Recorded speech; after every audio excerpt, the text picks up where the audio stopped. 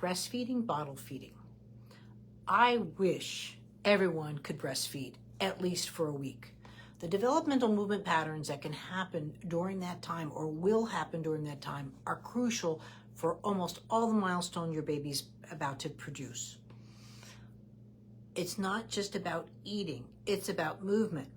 But I get it. There's many, many reasons, from birth trauma to moms being in trouble, not wanting to. There's many reasons why you've chosen to bottle feed your child, and that's fine. However, the whole point that you're here learning from me is because I'm about movement, right? And everything that your baby does and everything that we do is about movement. If I say, how are you doing? Or you say, I'm driving, we're moving all the time, and we're discussing movement. Even if I said, how did you sleep last night? Or how was your day yesterday? I'm tracking your movement patterns, right? Now, there is a big difference in bottles. Now, these are just cheapo little things and so forth, but there's small bottles and large bottles. Okay, let's look at the act of nursing, right? And then this week, I'm going to be just posting up a bunch of videos, because I've actually, from this video post about where I said, don't feed a baby like this, I think I really need to teach a course on how to see movement. Scott and I were talking about this in Scotland. It's so obvious to me, right? I see movement. Movement to me is like knowing a second language. I can see it from 700 yards away. It just doesn't matter. And I see it, right? So when I'm saying don't do this, I get it that everyone's like, what? What are we not supposed to be doing? We cannot create a movement by restricting a movement. That's not how humans work, right? Ease of movement is about everything. When your baby is born, what's supposed to happen, and this is in my Harvard presentation, and again, I'm going to be posting up this is going to be my theme that I'm going to be going into, let's say. In my Harvard presentation, I presented my infant developmental movement patterns from birth to 4.5 months. It's a large paper, 38-page paper. One of the things I talk about with nursing, what's meant to happen is a cavitation, very much like a champagne cork, that, right? You're meant to have a vaginal delivery because, and you can see this on live MRIs again. I've documented all of this, and a lot of this is in the Swallow course, Swallow and Feeding, but going into this with the nursing is you're meant to have that articulation of the cranial bones. And what does that too is it actually pulls the palate of the mouth up.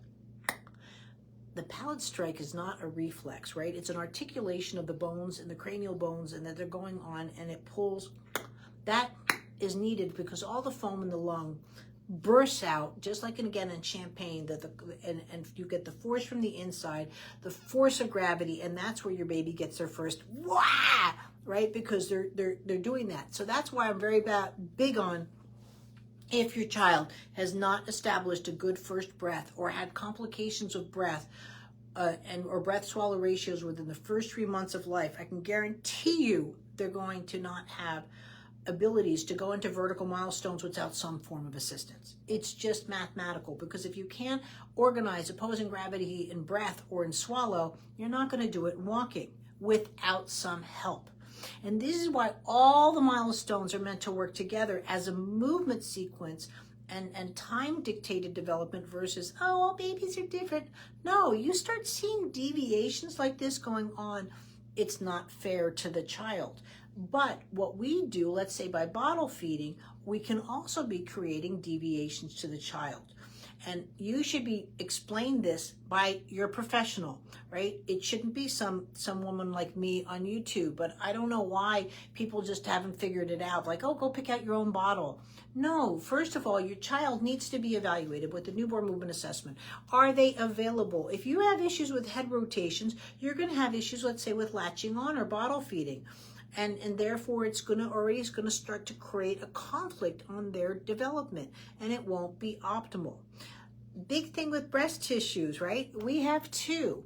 So a baby will latch on, excuse me, with my rubber doll, but a baby will go for a bilateral feed. But what they're doing, right, is look at that midline cross that they're already doing.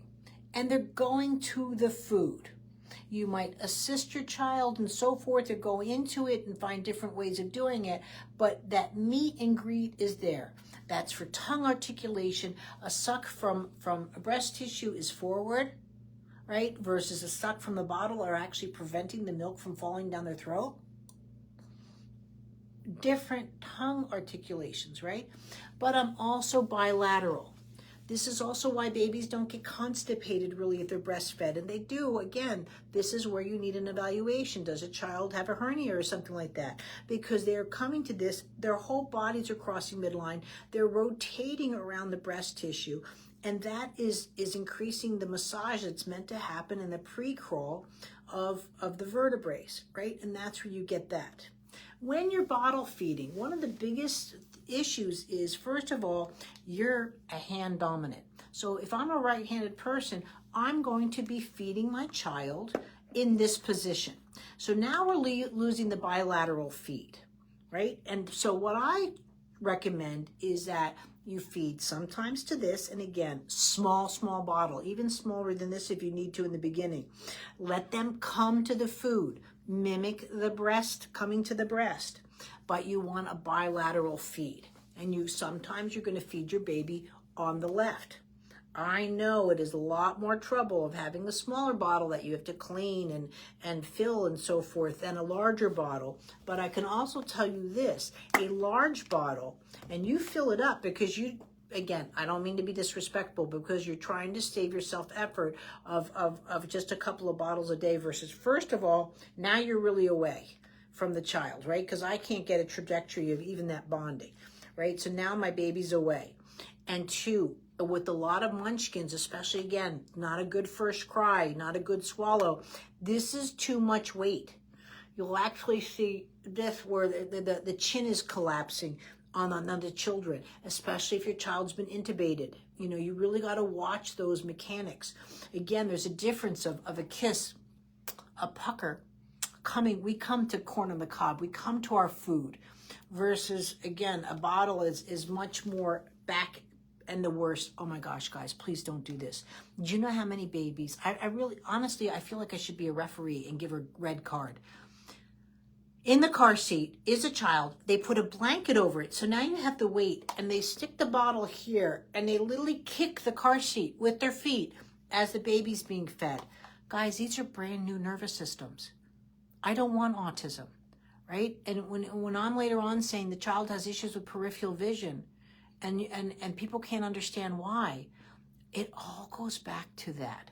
Another thing that majorly happens is, again, when a baby is eating, right? They're, again, that crossing midline, right? And I'm going to be posting up more videos of, notice how every facial bone is crossing midline.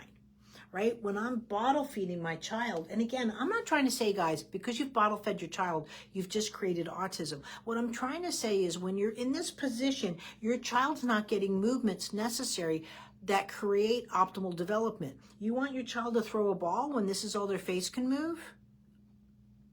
Right? Does that make sense? When I'm throwing a ball, not much different than me going for breast tissue as a baby.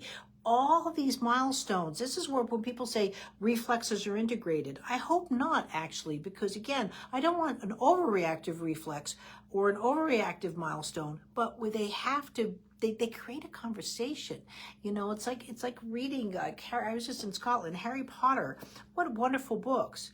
But the best thing about her books, there's little nuggets in this first book that go to the seventh book. So if you don't pay attention to all of this, and that's what kids just love to read, her attention to details and how she connected all of that was really quite incredible, right? And she brought back a level of writing that just wasn't there. That's what movement is to me. That's what development is to me. So when you're a child, again, when you're here and you're just doing, but worse is this video, right? So the video that I put up, right? There's somehow, and like this, and you're like this.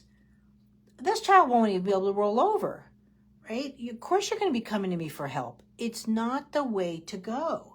Right? And again, you might be in the NICU and you have to do these things. By all means, guys, this is how, and even if you're just here and you're just, again, enticing, they're NG tubed, and you're just enticing just that little bit. My gosh, what you're going to do for their speech, especially if they've been cannulated, you know, and the tubing's gone underneath, you've now integrated or unintegrated the hyoid bone, which comes into problems there. you know, and the articulation of the tongue coming out. There could be tongue-tied issues. There could be lots of things.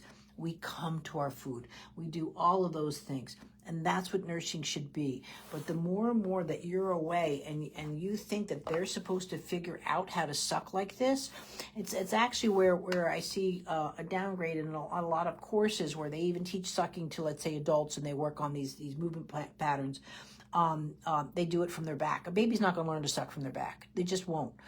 They're capable of doing it once they do it. But again, the breast tissue is there for a reason. If it can't be acknowledged, and again, there's many different reasons. There's adoptions, there's trauma, change of life, change of parents. I get it. But we still have to look at the movements. And I don't care where you're from, what continent you're from, all babies eat the same. So we need to restore these movements and bring them back into their lives versus taking key movements out of the child. And I'm sure nobody ever thought about, if I breastfed, I'm going to throw a ball better, right? But I hopefully, when I talk like this, those kind of light bulbs go off and go, oh, okay, I can see where that's going on, right? And we come to our food. And again, this makes a big difference for kiddos that are vegetative or don't have the skills to do it. We've got to bring the feeding forward. To sit there and you're going into a much higher weight content. So again, when you're down like this, and it's one thing to be articulating milk, right? But now you're going to solids, you know, and you're getting into that choke ratio because the heaviness of the food, the tongue is like a seesaw. And that's where the hyoid bone comes into play, the articulation of that. It's the only float, well, all the bones float, but it's the only single bone that comes out like that. And it's meant to, they think that it anchors tongue muscles, but it's the buoyancy of the skeletal system that comes into play with our speech that we know and our feeding skills. So that's what we have to look at, please. There's so many improper ways that are just out there on the internet and look easy and convenient, but it's going to hurt your child's development in the long run. It's just not necessary. Thanks.